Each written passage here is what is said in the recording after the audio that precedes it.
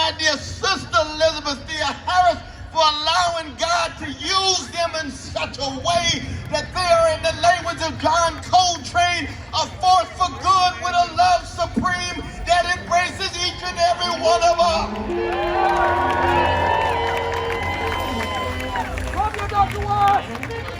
When you hear these voices, and I come from a people, a great people, a black people, who in the face of 400 years of chronic hatred keep dishing out love warriors every generation.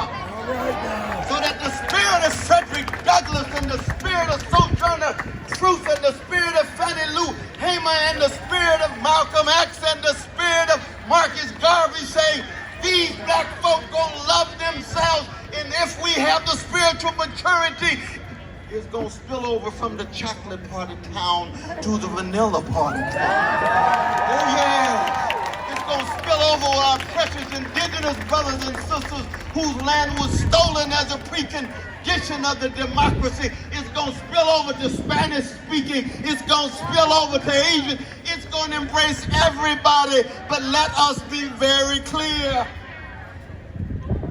that this poor people's campaign is rooted in the legacy of Martin Luther King Jr. and Fannie Lou Hamer and James Lawson and Diane Nash in the 1960s, where we tried to break the back of a barbaric Jim Crow and Jane Crow and American apartheid, with the lynching on the one hand and the discrimination and degradation on the other. And what that means, that we say to America, not just to Congress, we say to the White House, we say to the Pentagon, we say to the neo-fascists in the Republican Party, we say to the milquetoast neoliberals in the Democratic Party, that we got a standard bigger than your politics. Somewhere I read, God is not mocked. You're gonna reap what you sow.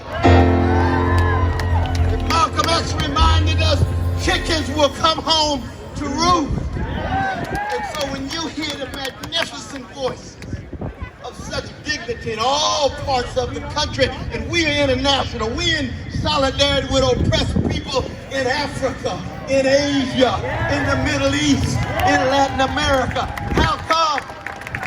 Well, I'll tell you why I am, because I'm a product of Shiloh Baptist Church. Just like my brother's a product of the black church.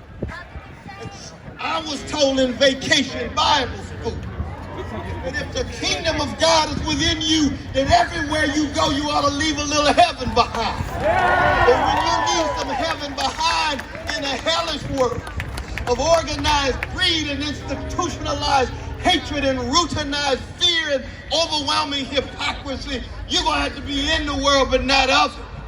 And so what we constitute is precisely that attempt to be in this empire, but not of it. We have moral and spiritual greatness that behooves us. That's why we're here.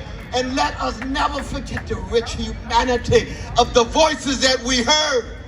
That would straighten our backs up. And Brother Martin used to say, anytime everyday people in the language of Sly Stone, anytime ordinary people in the language of James Cleveland straighten their backs up, you're going somewhere, because folk can't ride your back unless it's bent.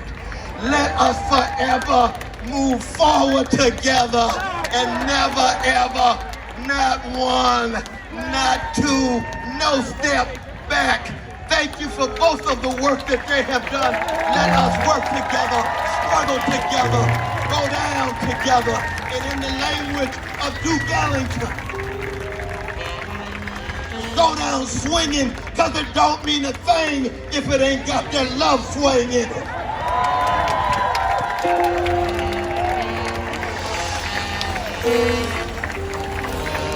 Somebody shout, it don't mean a thing if it ain't got a swing. Swing some love, swing some truth, swing some justice, and keep on swinging till we knock racism out, and poverty out, and genocide out. Look at your neighbors and neighbor. Keep on swinging forward together.